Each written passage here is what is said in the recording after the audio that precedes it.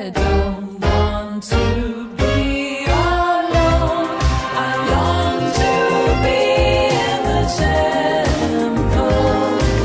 We must wind our way back home, and we can be in the temple.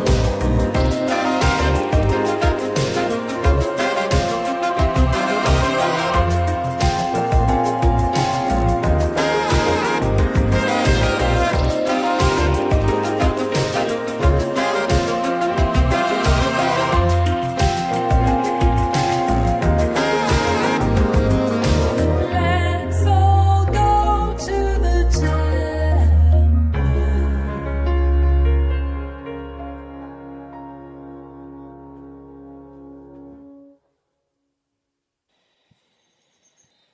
Hello. Here we are, one last time in the temple. And it's resting day.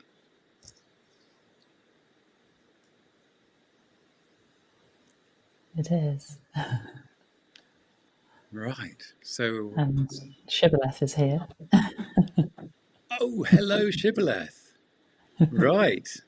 We're back where we began. That's right. It all leads back. She's sporting a bit of a sort of a washed look today. The hair's right back, you know. Well,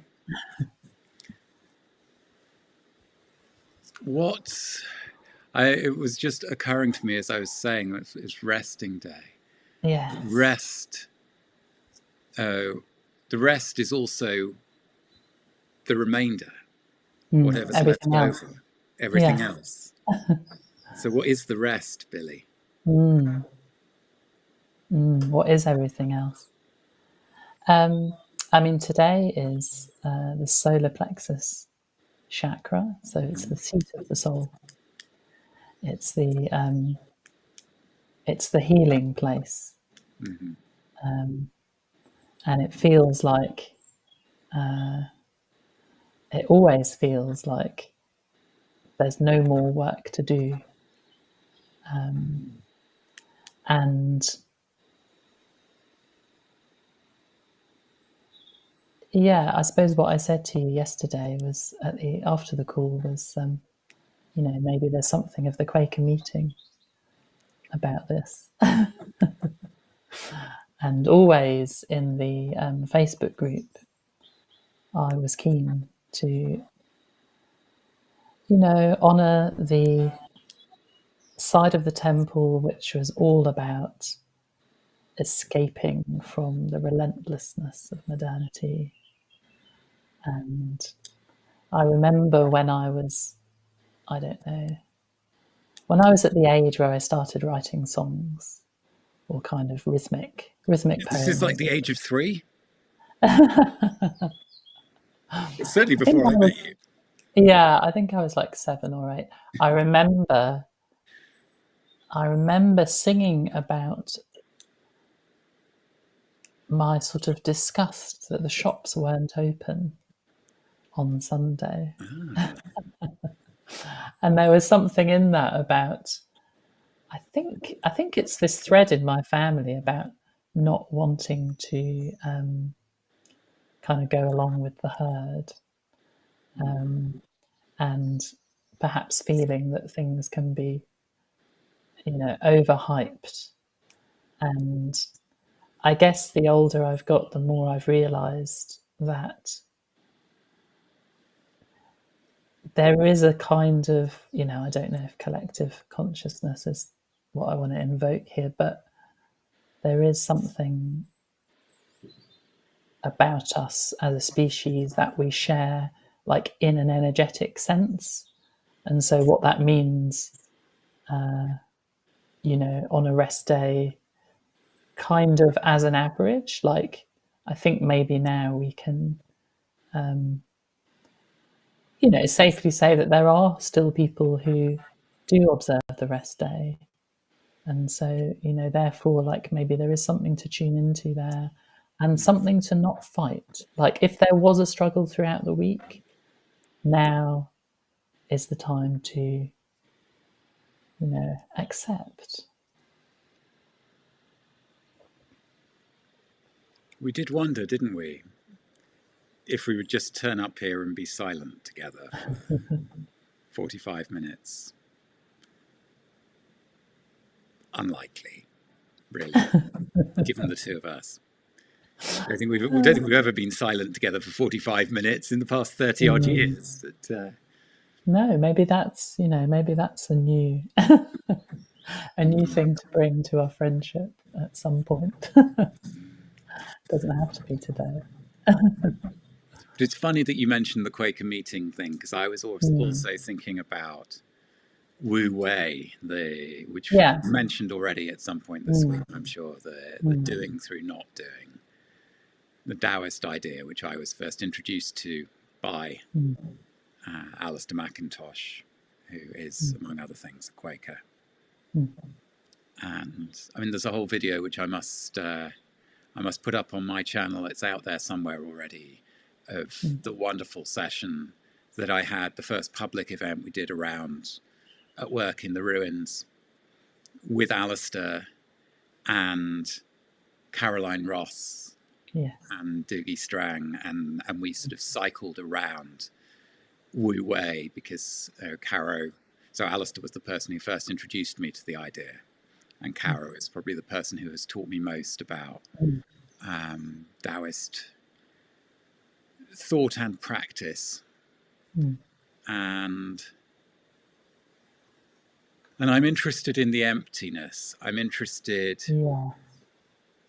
it's Easter Day, and for me, working through your cycle of the week during Holy Week, can't help creating these moments of kind of, I started to write down synthesis, and then I'm like, no, it's not synthesis, it's syncresis. It's the kind of, because synthesis is this kind of, has this idea of progress of, you bring together the two things and then you achieve a higher, truer thing that's a result of the two apparent contradictions and so on. Whereas syncresis, like syncretic belief, the kind of, I always think of it in terms of, the way that roots and plants grow into each other and become a tangle that you couldn't actually separate. And so for me, it's more syncresis than synthesis that is interesting. I'm interested always in the syncretic forms of belief and practice, because I think they're the most ecological and the most human, and they're what all kind of systems or practices of belief look like on the ground, as opposed to from the perspective of power. But so where the emphasis is not like unification as much as sort of being able to dwell in different sort of strands or layers. Dwell is a good word, because I was thinking about this morning in church, that, for me, a structure of belief or faith or practice or whatever it is, whatever strange relationship I have to, the tradition that I grew up in, it can't be a set of answers, a kind of complete theory of everything. It's more like a structure within which you dwell, because, it's in the nature of things. It's in the nature of the kinds of creatures we are, that we need shelter, not just the kind of physical structure, whether it's a cave or a tent or a house or a yurt or whatever, that gives us shelter from the elements, but there is a kind of metaphysical equivalent to that, structures of meaning. And this is always how I've defined culture over the years, is culture is the patterns and structures of meaning that we make or find within the world. And one of the images for that for me is that we need these kinds of structures in the same way that at our bodily level we need the structure of the dwelling. So then, thinking about emptiness, it's Easter Day, and the oldest of the Gospels, Mark's Gospel, ends not with some kind of you know, Jack in the Box surprise. It's all okay. It's all happy ever after. It ends with the shock of the empty tomb, and it's a really abrupt sort of finish to the story. So I was thinking about Wu Wei and the not doing, the doing through not doing, and emptiness, and also about empty churches, because there's this thing that I've had sent to me by several people in the last 24 hours from a guy called Adam Greenfield, who is an urbanist and writer and seems to have been thinking about a lot of the same things that I've been thinking about in one way or another with the work that I've done over the years. And he's picking up on an article that he'd read this week, talking about, there being, what is it, like over 50,000 churches in Britain, most of which are very empty, or increasingly empty. And his question is kind of, what do we do with these buildings, these structures? And he has this idea of life houses. And he's saying, both in relation to the harshnesses that are the result of neoliberalism and austerity and the rest of it, but also the increasing harshness and precarity that climate change is going to be bringing into our lives and our communities. We need to take over these spaces and make them life houses, hubs of community, including at the level of basic infrastructure for when the infrastructure we're used to relying on fails. He's talking about I think he must have been involved with or friends with people who were involved with Occupy Sandy after Hurricane Sandy hit New York, when activists from the Occupy network sort of went out to the worst affected communities and were involved in organising emergency infrastructure and so on. And I'm on a bit of a roll here, so I'll just keep going with this. Yeah, please do. Because I feel like this is sort of like what's landing for me at this. I'm less sure than Adam Greenfield is of the kind of need to desacralize or deconsecrate or whatever churches in order for them to play this role. But I think that's a very interesting conversation about the cohabitation of these spaces that something like the piece that he's written could set running. And I'm interested in the parallels, in a way, between what you're doing with kind of constructing a cycle of the with definite, whether you like it or not, religious language and overtones and undertones, wolf tones or whatever. But there's a parallel between that and what I see him kind of dreaming of in what he's saying about life houses.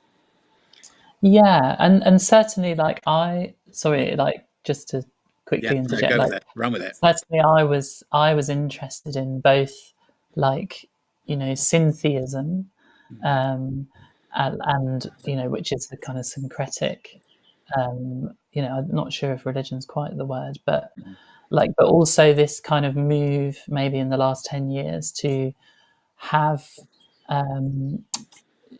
services. I can't remember what the, which banner it came, but it was sort of to have the equivalent of a church service, without a God. So it had the structure, like it boiled down all of the elements of the church service, but sort of saw them in the most humanist terms possible. Was this the Sunday Assembly? Was I think that was one of them. Yeah.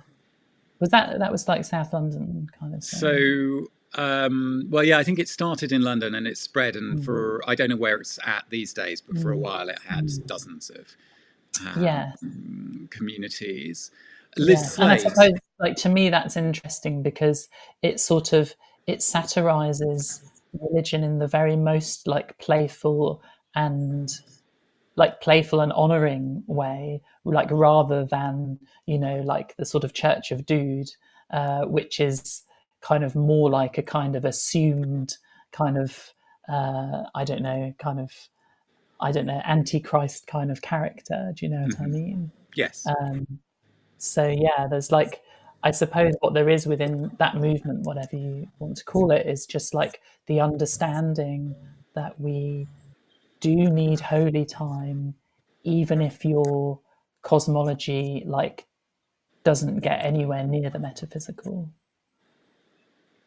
Yeah. I mean, I guess I'm kind of I'm curious in an open-minded way Yeah. What a word like holy means or is Mm, doing for people if there is no concept of, if there is no mm, space for the metaphysical. But mm. which I'm going to have to tell you the story. You've Yeah. probably heard me tell it before, but we've got people watching who won't have done.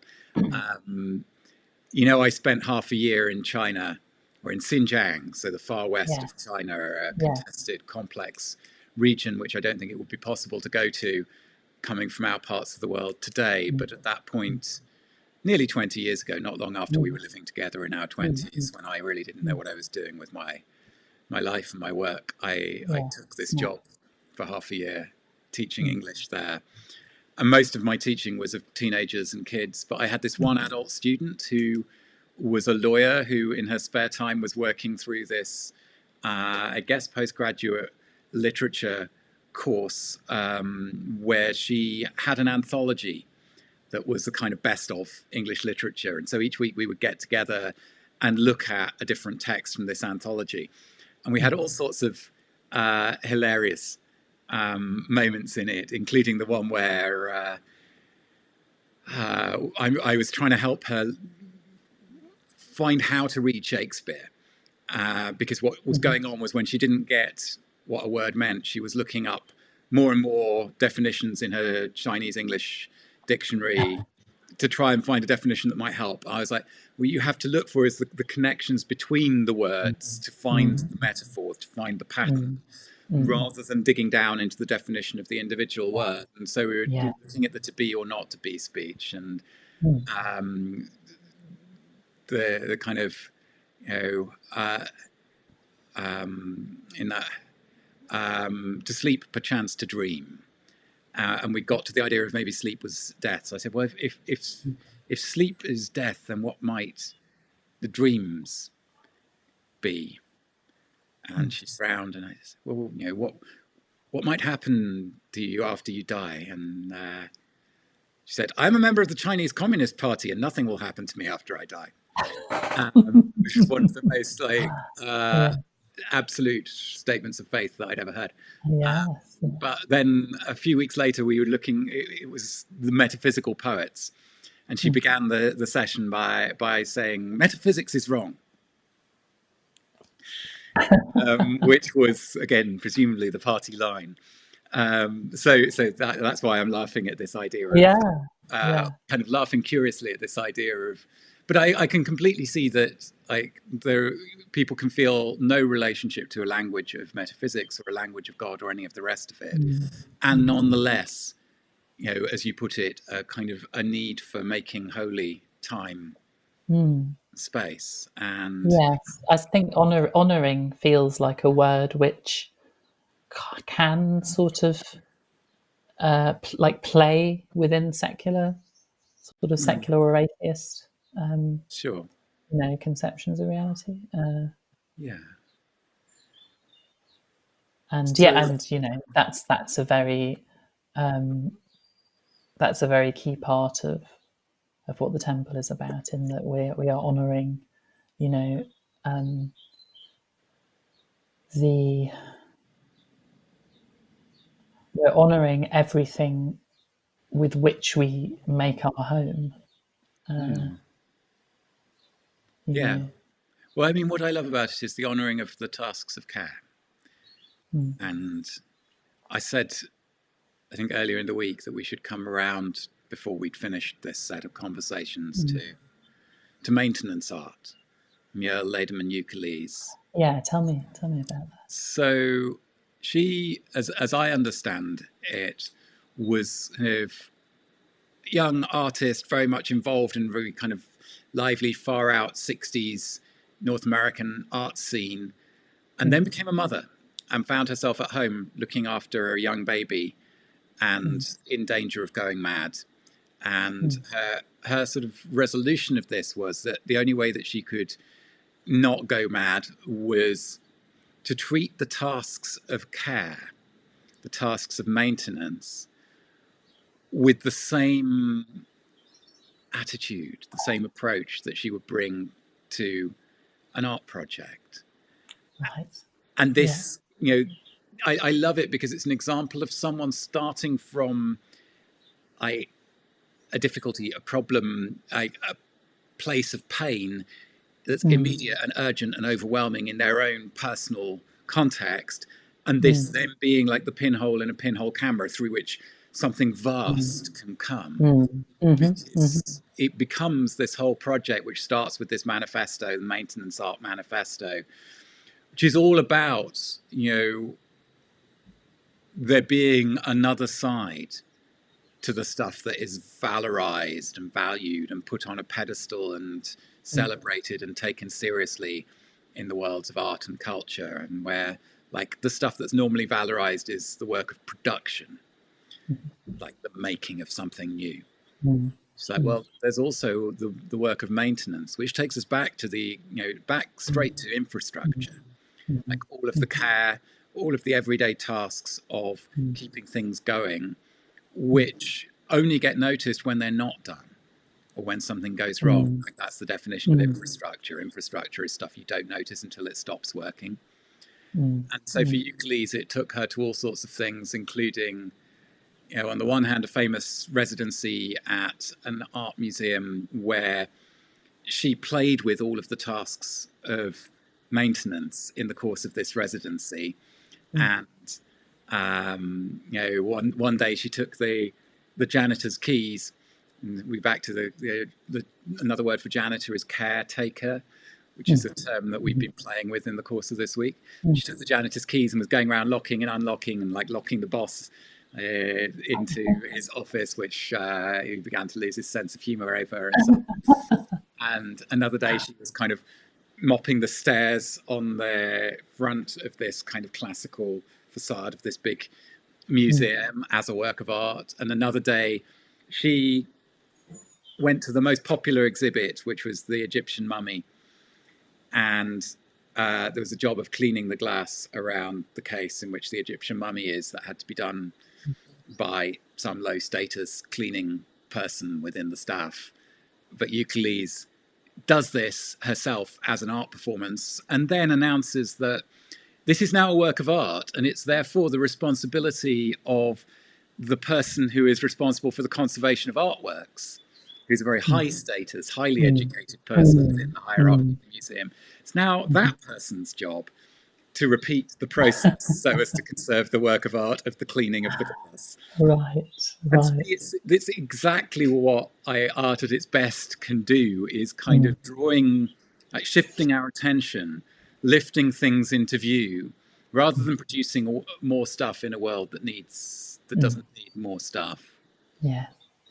And the other famous project she did is called Touch Sanitation, where she arrives at the New York Department of Sanitation. So basically the bin men for the city of New York. She arrives there and announces that she's their new artist in residence, a self-created position. And she obviously has sort of sufficient charm and wit and down-to-earthness that they don't just tell her to get lost, which I think plenty of artists that would be.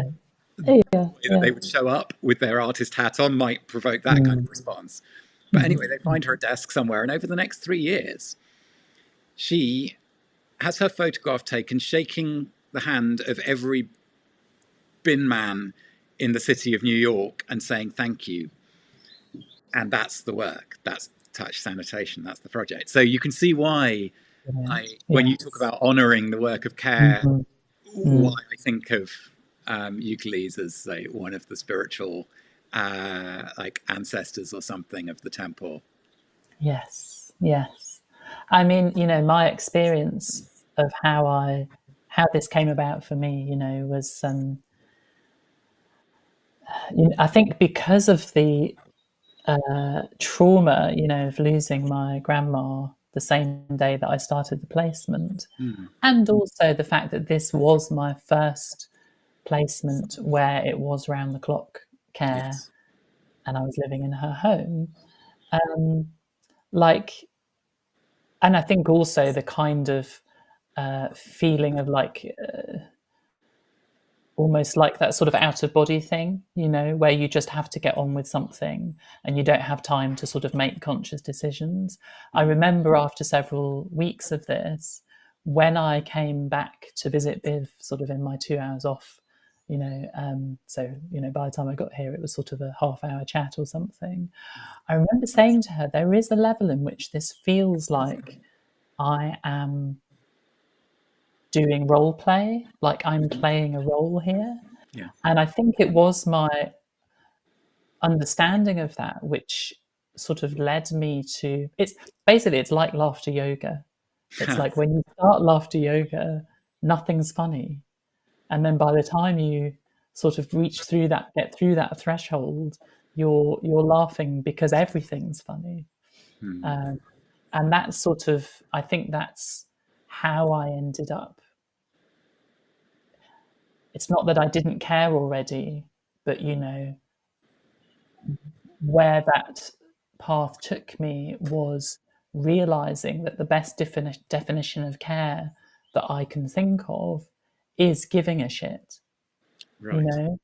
And I suppose, unfortunately, my experience of um, how how the world of care is framed, and also even within the sort of industry Mm. itself,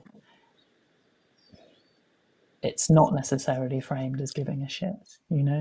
Well, I mean, if we zoom out a little bit and look at Mm, the industrialization of care, let's say, mm, mm, I mean, there's a story about Illich at some point in the 80s, and one of his students saying to him, but, um, Professor Illich, don't you care about the children who are starving in Africa? And Illich gets up and he says, no, look, to care involves doing something.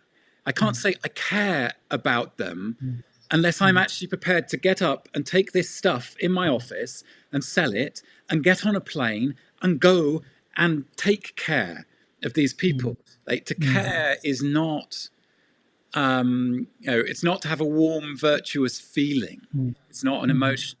mm, It's a deed. It's an mm, action of care. mm, And in the same sense as money can't buy you love, actually love and care are very closely entangled etymologically. If you think about mm, caritas, is one of mm, the words for love in Latin. mm, So to the idea that you can be paid to care, you can be paid to mm, go mm, through the motions, but mm, caring comes from somewhere else. mm, mm. So we've got a great comment here from Oh, Global Solidarity. Shelter protects us from nature, animals, and weather. The church building protects us from man-made troubles of debt, dishonesty, and war.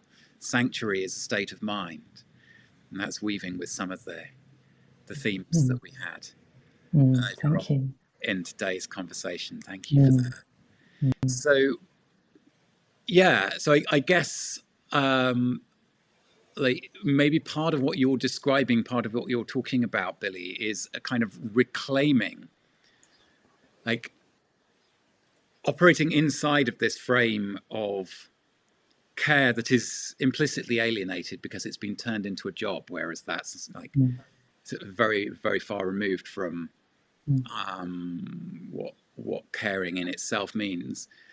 And then choosing to occupy that and actually mm, give a shit and mm, actually go mm, fully into that mm, role, that identity of caring, which mm, plenty of people who work within the caring professions absolutely do.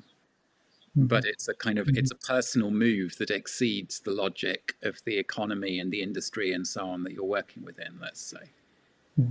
Yes, yes, exactly. Yeah.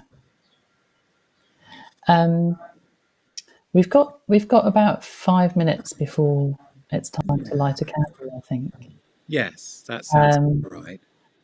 And like, I thought maybe before we play the track, it would be worth just talking about some of the lyrics. The chorus is quite straightforward in that it's sort of one of two tracks on the album that explicitly, you know, says the actions of each day in order. And yeah, I suppose, when this whole thing sort of presented itself to me, I realized that it was important to kind of bookend the whole thing with, this as a process. And obviously we've talked this week about, maybe this is a kind of mythic quest in many ways. And like the end of the choruses are straightforward in that respect. Once you've kind of got used to the fact that there is this sequence throughout the week, that's what's brought back at the end. And I suppose we are sort of looking back in a dreamlike state, at sort of marveling, really, I suppose. And there is something of gratitude there as well. But I suppose I wanted to draw your attention to the second verse, which, it talks about the obolus, as I pronounce it, which, that obolus is the end. And so, this song is about death. And, basically what we get when I've talked about the solar plexus as being the chakra of today, and, that's the one that's being kind of opened up. But on the second verse, we get to this point where I'm talking about the mystery. I'm talking about the unsaid. What was unsaid throughout this whole mission, if you like. This whole path, and it can never be said, the unsaid thing. But the closest I get is to say that this thing which feels holy, which feels to be holy, is centered like right around the place where your skull bones meet. And like, what is that? Is my question to you. So the place where the skull bones meet, the temple. Yeah. And so it's a joke. Yes. Like, the thing which is holy is a joke. Yes. But this because what could be funnier than the fact that we are here and I'm able to say this right now? So, but this is what's. I think we talked earlier in the week about like the moment of getting the joke as a kind of paradigm moment for like a move into depth, a move beyond the flat plane of information, and that therefore and also when you say the thing that cannot be said. To me, maybe that gets us to this question of how you might dispense with this whole kind of like the baggage of the metaphysical and have no relationship to that, but nonetheless have some sense of the holy. Because my experience has been in every tradition that I've had dealings with, let's say, there's something very strange being done with language. in the approach to the sacred. Language is being used to foreground its own failure, to foreground its own limits. So whether it's, the unpronounceable name of God in the Hebrew Bible, or whether it's the first line of the Tao Te Ching, the way that the way that can be spoken is not the true way, or the 100 names of Allah or the 1,000 names of Vishnu. It's in every. The thing that we quoted from John Michael Greer the other day, where he was writing about René Guénon, he says something in there that I've been thinking about, and I quite want to ask him more about, where he's like, there is this idea, and this is the kind of synthetic idea which someone like Guénon and lots of other early 20th century thinkers were attracted to, that all of the traditions are just paths from different directions up the same mountain. And Greer says it might be better to think of it as there are different mountains, and the views from them are different. But the skills that you need to climb a mountain have a lot in common, and that's the level of commonality between different traditions, and I like that. But this idea of, the sacred having something of the quality of a joke and something to do with that which cannot be said, the place at which language breaks down, that does seem to me to be, a feature of the kit for climbing whichever mountain it is you're setting up on, including the one that you've been building here. And I remember quite a few years ago now, there was some way of talking about what I'm about to say, which really kind of landed with me to the extent that I felt like I could see it when I spoke with people. And it was, the idea of talking around something. Like that is a metaphor that we use in our language, like talking around something, but being able to see that as, oh, actually there's a middle which cannot be said, and we are meeting at different points around the circle, which was a whole different technology for me. And I remember having this talk on a train with someone I just met, and suddenly the circle appeared, and we had a merry dance. And yeah, I suppose where the temple goes with that is that we are the people around the sun, the planets. Have you seen Everything Everywhere All at Once yet? Yes. Yeah.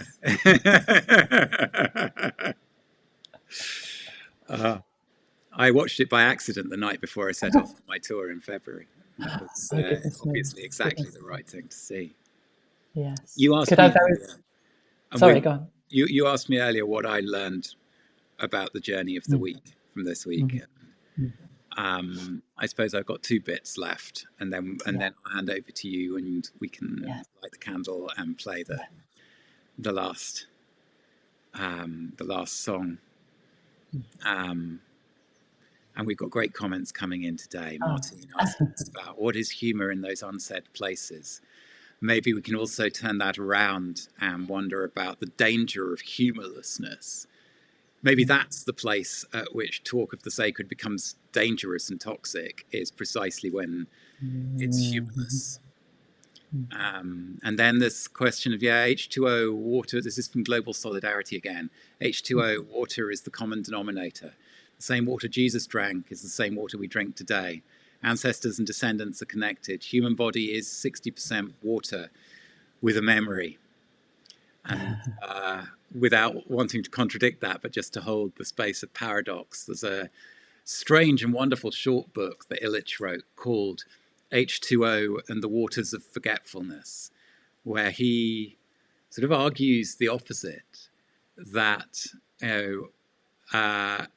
H2O is a different thing to the waters of mnemosiny, the waters of forgetfulness in classical Greece, and that actually our understanding of things changes the things so that they become other. Yes. And that's just, I'm not taking a position on that. I'm just throwing that into the mix. But my couple of things that I wanted to bring in, what have I learned about the journey of the week? One thing is I've been taken back to Gordon White, who we've mentioned earlier in the week, the chaos magician and podcaster and all-round fascinating human being. And he talks a lot about the sort of Mayan culture as kind of a culture of specialists in time, or a culture that went deeper into understandings of time than probably any other human culture we know of. And when he's sort of trying to unpack the subtlety and the nuance of the Mayan calendar and so on, one of the things I remember him saying is, in some sense, every Wednesday is the same Wednesday. And I think that, I think there's a direct line between what Gordon is pointing at there and what you're inviting us to at least role play and step into the possibility of in the way that you're working with the week. And then I suppose the last bit that I'll be going away from these conversations with, and it's appropriate that we get there today on resting day. Resting day is precisely the day when you don't do any work. And we know that this goes back at least as far as sort of Jewish tradition and the Sabbath, and then is carried on from there, into Christianity and the Keeping Sunday special, and into Islam as well with the Friday. But because it's resting day, I think I found myself thinking about work and realizing that the crossing point, the crossing of two lines between, on the one hand, the school that I've been in the process of dreaming into being with Anna and with the help of you and others over the last 5 years, and the book that I wrote that came out 2 months ago, is the word work. Because on the one hand, there's At Work in the Ruins. It's the title of the book. And on the other hand, we always talk about the school as a gathering place and a learning community for those who are drawn to the work of regrowing a living culture. So I'm going to be going away from this week thinking more about, what is the work?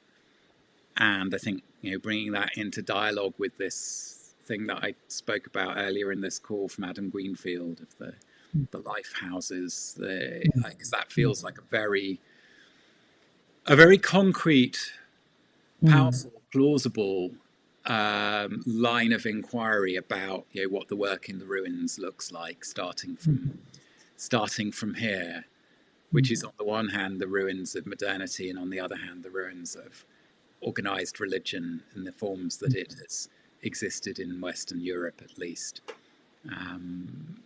Being kind of healthily ruined. And I suppose that connects, to give us one last image, to one that Matt Osmond wrote about for Dark Mountain, where he talked about the mother trees in the forest, and this idea of the mother trees, which at the point where they die release all of these resources that create the conditions of possibility of life.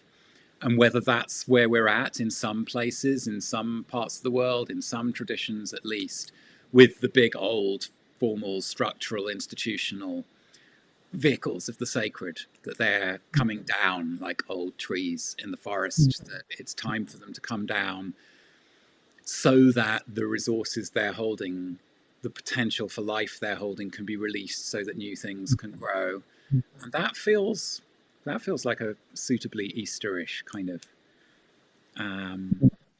line of thought to land on. So with that, over to you, Billie, to bring the week to a close, and then we'll play out with our final thought from the album. Yeah, let's do that. Okay. I'm going to attempt to light this candle.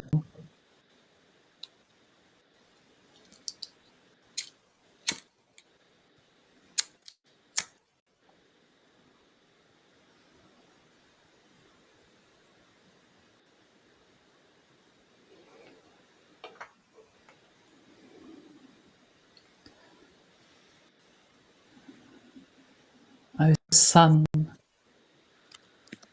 let us rest in your healing light. For by the brightest star it is never night.